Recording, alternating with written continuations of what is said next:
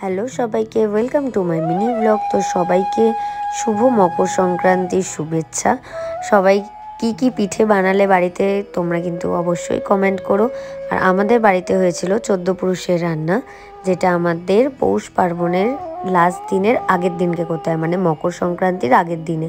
দেখো এখানে বাউনি বাঁধা হয়েছে, বিভিন্ন রকম পিঠে তৈরি হয়েছে, মামা বাবা মিলে সব রান্না বান্না করছিল আর আমি পিঠে বানাচ্ছিলাম।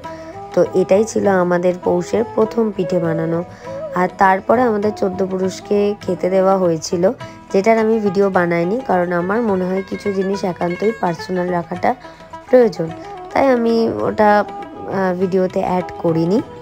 আর তার সাথে সাথে আমাদের অনেক কিছু আইটেম হয়েছিল, ফুলকপি আলুর তরকারি থেকে শুরু করে মাছ থেকে শুরু করে 2 রকমের পিঠে, ভাপা পিঠে, পুলি পিঠে। তো এই করেই আমাদের সেদিনকে সন্ধ্যাটা কাটলো। সবাইকে টাটা।